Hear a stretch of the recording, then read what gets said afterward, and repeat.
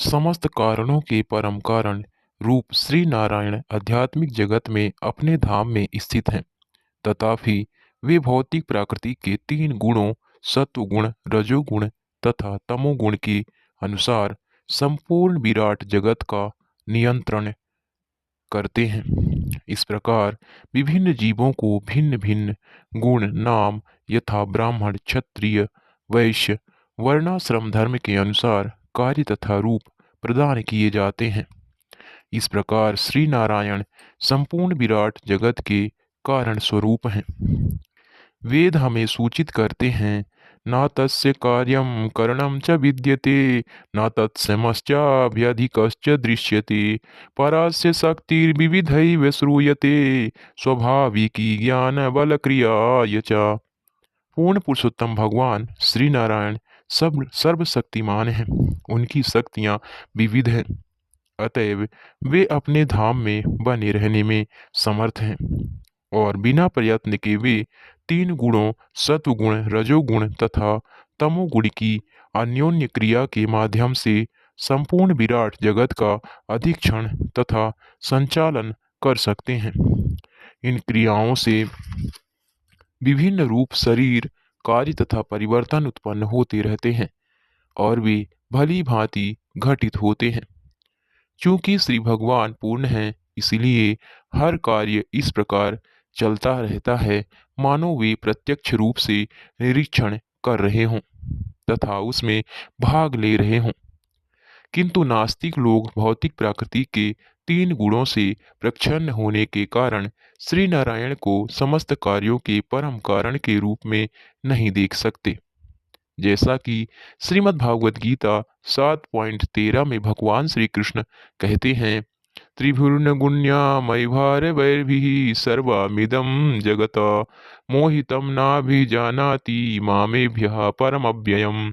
तीनों गुणों सतो, रजो तथा तमोगुण के द्वारा मोहग्रस्त यह संसार सारा मुझ गुणातीत तथा अविनाशी को ही नहीं जानता। चूंकि मूर्ख संशयवादी मोहित हैं, तीनों गुणों द्वारा मोहग्रस्त हैं, अतएव वे यह नहीं समझ पाते कि श्री नारायण या भगवान श्री कृष्ण ही समस्त कार्यों के परम कारण हैं। जैसा कि ब्रह्मा संहिता में कहा गया है, ईश्वरः परमः कृष्णः सच्चिदानंद विग्रह अनादिरादिर गोविंदः सर्व कारणम कारणम। गोविंद कहलाने वाले भगवान श्री कृष्ण परम नियंता हैं। उनका शरीर शाश्वत, आनंदमय तथा आध्यात्मिक है। वे सभी के उद्गम हैं, उनका कोई अन्य उद्गम नहीं है, क्योंकि वे समस्त कारणों के परम कारण हैं।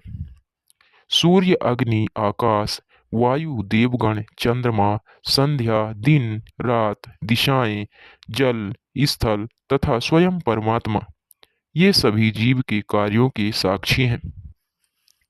कुछ धार्मिक संप्रदायों के सदस्य विशेष रूप से ईसाई कर्म के फलों में विश्वास नहीं करते।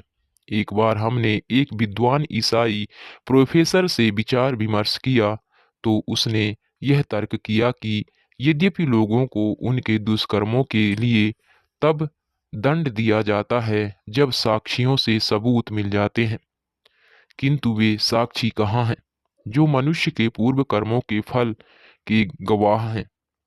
ऐसे व्यक्ति के लिए यहाँ पर यमदूतों ने उत्तर दिया है, बद्धजीव यह सोचता है कि वह चोरी चुप के कार्य कर रहा है और उसके पाप कर्मों को कोई नहीं देख सकता, किंतु शास्त्रों से हम यह समझ सकते हैं कि साक्षी अनेक हैं, यथा सूर्य, अग्नि, आकाश, वायु, चंद्रमा, देवता, संध्या, दिन, रात, दिशाएं, जल, स्थल तथा स्वयं परमात्मा, जो प्रत्येक के हृदय में परमात्मा के रूप में स्थित हैं। साक्षियों की कमी कहाँ है? साक्षी तथा परमेश्वर दोनों विद्यमान हैं। इसीलिए अनेक जीवों को या तो उच्च लोकों में लाया जाता है या नरक जैसे निम्न लोकों में नीचे गिरा दिया जाता है। इसमें कोई त्रुटि नहीं हो पाती, क्योंकि हर वस्तु की व्यवस्था परमेश्वर के प्रबंध द्वारा की जाती है। इस श्लोक में जिन साक्ष्यों का उल्लेख हुआ है वे अन्य वैदिक ग्रंथों में भी वर्णित हैं। दंड के पात्र वे हैं जिनकी पुष्टि इन अनेक साक्ष्यों ने की है कि वे निर्दिष्ट नियमित कार्यों से विचलित हुए हैं। सकाम कर्मों में लगा हुआ प्रत्येक व्यक्ति अपने पाप कर्मों के अनुसार दंड दिए जाने के लिए उपयुक्त होता है। हे बैकुंठ वासियों, तुम लोग निष्पाप हो, किंतु इस भौतिक जगत के अंदर रहने वाले सारे निवासी कर्मी हैं। चाहे वे शुभ कर्म कर रहे हों या अशुभ, ये दोनों प्रकार के कर्म उनके लिए संभव है, क्योंकि वे प्रकृति के तीनों गुणों द्वारा कलुषित रहते हैं और उन्हें तदानुसार कर्म करना पड़ता है। जिसने भी भौतिक शरीर अपनाया है वह निष्क्रिय नहीं हो सकता और भौतिक प्राकृतिक के तीन गुणों के अधीन कर्म करने वाले के लिए पाप कर्म से बच पाना असंभव है। इसीलिए इस भौतिक जगत के सारे जीव दंडनीय हैं। मनुष्यों तथा मनुष्येतर प्राणियों में यही अंतर है कि मनुष्य से अपेक्षा की जाती है कि वह वेदों के आदेश के अनुसार कर्म करे।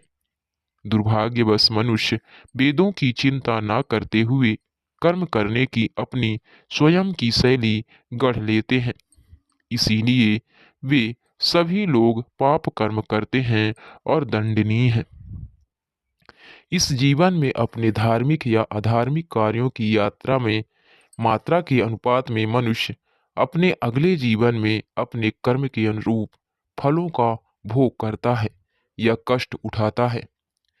जैसा कि श्रीमद् भागवत गीता 14.18 में कहा गया है, ऊर्ध्वं गच्छति सत्त्वस्था मध्ये तिष्ठन्ति राजसः जघन्या गुणावृत्तिस्था अधो गच्छन्ति तामसः।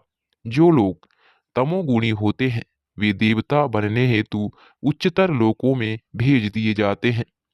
जो सामान्य रीति से कर्म करते हैं और अत्यधिक पाप कर्म नहीं करते वे इस मध्य लोक में रहते हैं तथा जो अत्यंत घृणित पाप कर्म करते हैं उन्हें नारकीय जीवन में नीचे जाना पड़ता है।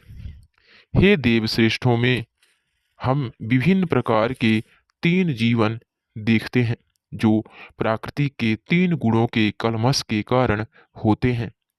इस प्रकार जीव शांत अशांत तथा मूर्ख सुखी दुखी या इन दोनों के बीच तथा धार्मिक अधार्मिक या अर्ध धार्मिक जाने जाते हैं। हम यही निष्कर्ष निकाल सकते हैं कि अगले जीवन में ये तीन प्रकार की भौतिक प्रकृतियां इसी प्रकार से कर्म करेंगी। भौतिक प्रकृति के तीन गुणों के कार्य तथा फल इसी जीवन में दृष्टिगोचर होते हैं। उदाहरणार्थ कुछ लोग अतीव सुखी हैं, कुछ अत्यधिक पीड़ित हैं और कुछ सुख तथा दुख की मिली-जुली स्थिति में हैं। यह भौतिक प्रकृति के गुणों सतो रजो तथा तमोगुण के साथ विगत संगति का परिणाम है।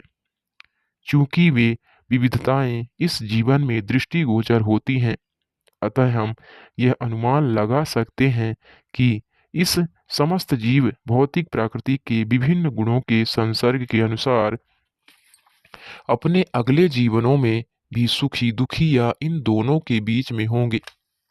इसीलिए सबसे उत्तम नीति तो यह है कि अपने आप को भौतिक प्रकृति के तीन गुणों से विलग कर लिया जाए और उनके कलमश से सदैव परे रहा जाए।